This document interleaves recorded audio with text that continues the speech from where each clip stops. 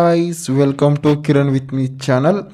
ಇವತ್ತಿನ ಈ ವಿಡಿಯೋದಲ್ಲಿ ರಜನಿಕಾಂತ್ ಯಜಮಾನ ಮೂವಿ ಬಗ್ಗೆ ಎಕ್ಸ್ಪ್ಲೇನ್ ಮಾಡ್ತಾ ಇದ್ದೀನಿ, ಹಾಗೆ ರಿವ್ಯೂನು ಕೂಡ ಮಾಡ್ತಾ ಇದ್ದೀನಿ.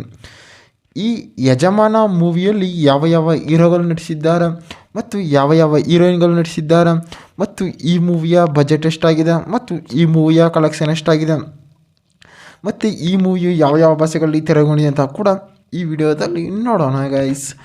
ಗೈಸ್ ಈ ಯಜಮಾನ ಮೂವಿಯಲ್ಲಿ ರಜನಿಕಾಂತ್ ಅವರು ಈ ಮೂವಿಯಲ್ಲಿ ನಟಿಸಿದ್ದಾರೆ ಮತ್ತು ಈ ಮೂವಿಯ ಮೇನ್ ಲ್ಯಾಂಗ್ವೇಜ್ ಬಂದು ತಮಿಳಿನಲ್ಲಿ ತೆರೆಗೊಂಡಿದೆ.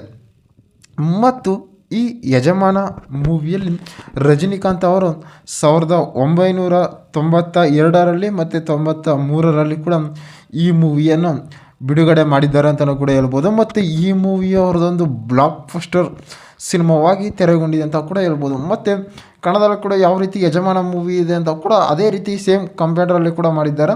ಮತ್ತು ಈ ಮೂವಿಯಲ್ಲಿ ರಜನಿಕಾಂತ್ ಅವರ ಸಖತ್ತಾಗಿ ಒಂದು ಆ್ಯಕ್ಟಿಂಗನ್ನು ಕೂಡ ಮಾಡಿದ್ದಾರೆ.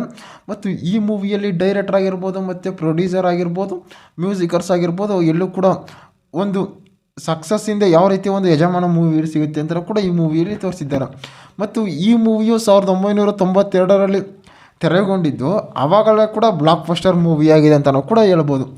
ಮತ್ತು ಈ ಮೂವಿಯ ಆನ್ಲೈನ್ ಸ್ಟೋರಿ ನೋಡೋದಾದರೆ, ಒಂದು ಊರಲ್ಲಿ ಒಂದು ಯಜಮಾನ ಅಂತ ಇರ್ತಾನೆ. ಆ ಯಜಮಾನ ಆಗಿರೋರು ಏನಪ್ಪ ಅಂತಾರೆ, ರಜನಿಕಾಂತ್ ಅವರ ತಂದೆಯವರಾಗಿರ್ತಾರೆ. ಅವರ ತಂದೆ ಏನಪ್ಪ ಅಂತ ಹೇಳ್ತಾರೆ, ಊರಿಗೆ ಏನೇ ಆದರೂ ಕೂಡ ಅವರು ಒಂದು ನ್ಯಾಯವನ್ನು ಕೂಡ ಕೊಡ್ತಾ ಇರ್ತಾರೆ. ಮತ್ತು ಊರಿನ ಜನಕ್ಕೆ ಏನು ಕೂಡ ಸಮಸ್ಯೆ ಆಗಬಾರ್ದು. ಅಲ್ಲೇನಾಗ್ತಾರೆ ಅಂತಾರೆ, ರಜನಿಕಾಂತ್ ಅವರ ತಂದೆ ಅಂತಾರೆ, ರಜನಿಕಾಂತ್ ಅವರು ಊರಿನ ಯಜಮಾನ ಮಂಗ ಇರ್ತಾರೆ ಮತ್ತು ಅವ್ರ ಜೊತೆಗೆ ಒಬ್ಬ ತಮ್ಮ ಇರ್ತಾರೆ. ಅವರಿಬ್ಬರು ಕೂಡ ಏನು ಮಾಡ್ತಾರೆ, ಅಲ್ಲಿ ಇರ್ತಾರೆ. ಮತ್ತು ಏನು ಮಾಡ್ತಾರೆ, ಅಲ್ಲಿ ದೊಡ್ಡಪ್ಪನ ಮಕ್ಕಳು ಅಂತ ಕೂಡ ಇರ್ತಾರಲ್ಲ, ಅವರಿಬ್ಬರ ಮಧ್ಯೆ ಒಂದು ರೀತಿ ಕ್ಲಾಶ್ ಆಗುತ್ತೆ.